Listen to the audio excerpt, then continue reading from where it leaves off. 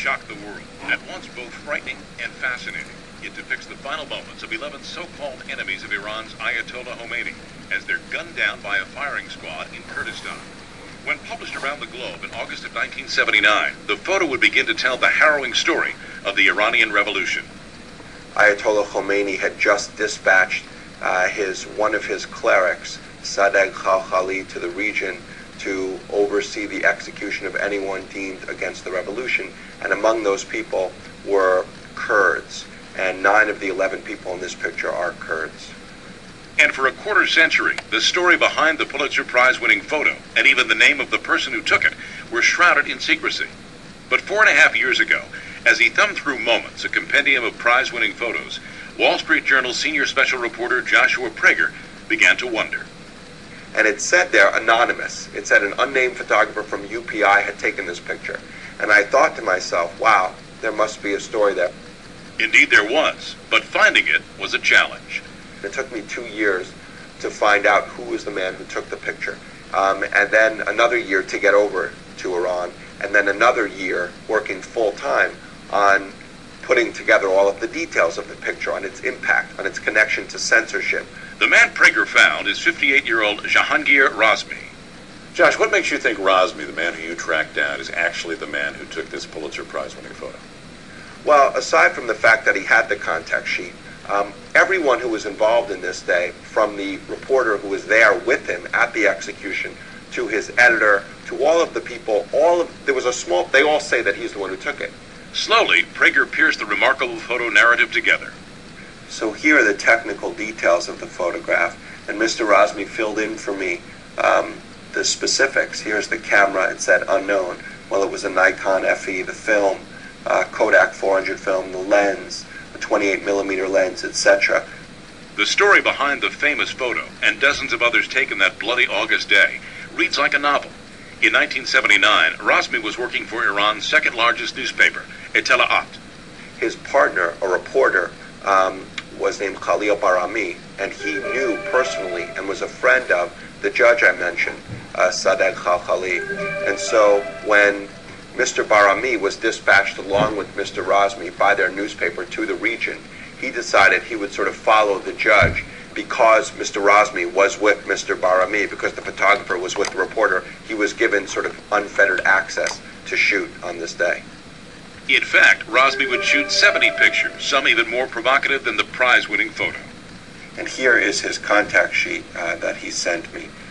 Here is, of course, the men before the execution. And this is after the execution, when Ali Karimi, the bodyguard, walked over to each man after they'd been shot, and he shot them point blank in the head. Prager would learn from Razmi that some of those executed were entirely innocent. This man was a sandwich maker, arrested merely for possessing a gun. And there's a picture of him crying, and the photographer remembered to me that he was sort of falling by the side, and they ordered one of the other prisoners to hold him up so that he could be shot, sort of properly, the way the others are being shot. 2 brothers also died.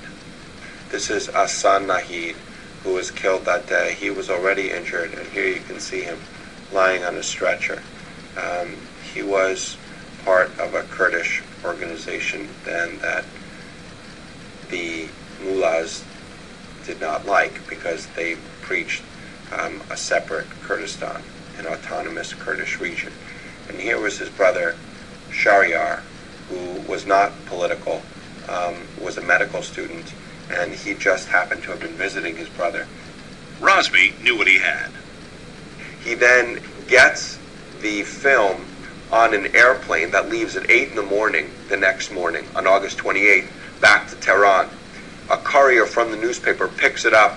They take it to the newspaper, which was an afternoon paper, and the editor-in-chief, a man named Mr. Haydari, decides that they're going to run this picture on the front page. 6 columns, they put it on the front page. But he also decides that he's not going to cite the name of the photographer for fear of something happening to him. From Iran, a UPI stringer would send the photo to Brussels, then on to New York for worldwide distribution, and soon, worldwide outrage. Was it lost on this judge that there was a photographer there and that these images could be controversial? I don't believe so at all. After the picture came out, he and the rest of the sort of regime, the mullahs, were unbelievably upset, and they denied that the picture was valid. They said it was fabricated. Sometimes they said by Israel. While the world didn't know who shot the photo, the regime did. He's questioned, and he makes it clear, look, I was shooting with the permission of this judge. I was dispatched there by my newspaper. I am not the one who sent the picture overseas. I didn't do anything wrong. He was free to go, but remained so afraid he would hide the contact sheet for some 26 years until Prager earned his trust and told his story. The story has been published in one of the largest newspapers in the world. It's on the web. What do you think is going to happen now?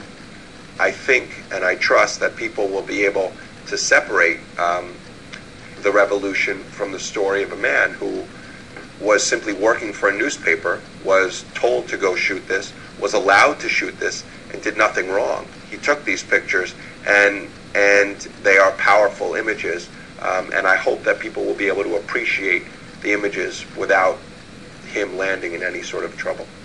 I'm Ed Crane for Dow Jones.